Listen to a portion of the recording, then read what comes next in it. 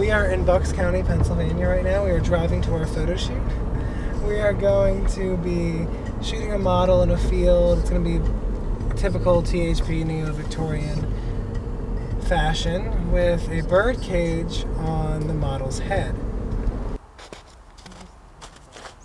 It's probably been done before, but I just randomly wanted to put a bird cage on someone's head today. So. Isn't this great?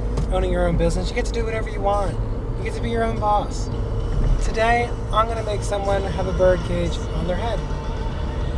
What did you get to do today? Just good questions.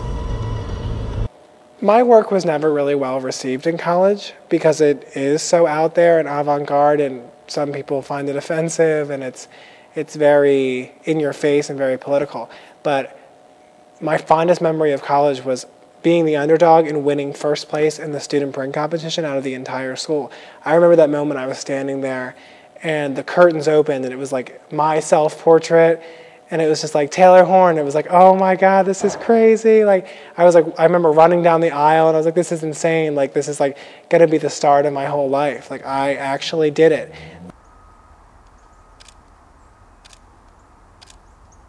The creative process usually begins in a small black Moleskine notebook that I keep in my jacket all the time. Any idea, I start writing it down. I do a sketch of where I want the lights to be, how I want the hair and makeup to be, and then I usually talk to Lexi, who does the hair and makeup, and we kind of bounce ideas back and forth and make it broader, make it a bigger, better idea. And then after that, we start actually planning the actual day of the shoot.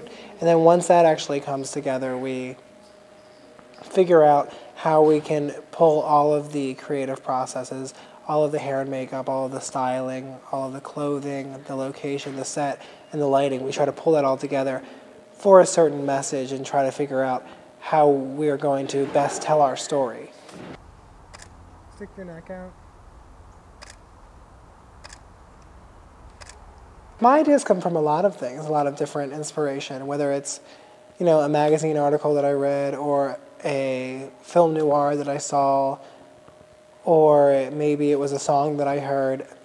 Different concepts, different objects, also clothing, like things just like kind of jump out and speak to me, and then I see them in these weird worlds and these weird alternate realities. It's the same way with people. I might meet a model and I think, oh, you need a bird cage on your head in the middle of a forest and a crazy pink dress and hair and makeup out to here, and like I think that it's just like it just comes to me. It's the same way with poetry that I write and things like that. It's just I close my eyes at night, and if I don't get these images out of my head, they will seriously drive me insane.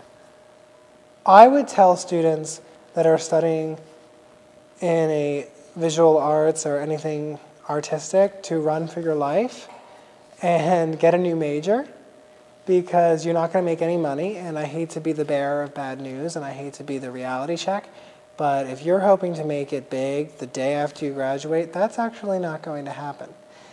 But you will be doing something that you love to do, and if you're really passionate and you make those sacrifices, then it's going to eventually be worth it, because eventually you will be discovered. And life is not all about being famous and recognized, because if it was, we wouldn't have celebrities. Everybody would be famous in their own way.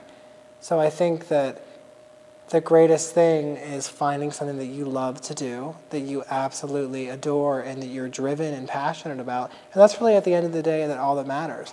If you can come home and you can afford to have a home to come home to, just enough to get groceries, and you are satisfied with the images or the art or music or whatever it is you do that you created that day, then I think that's really all that matters.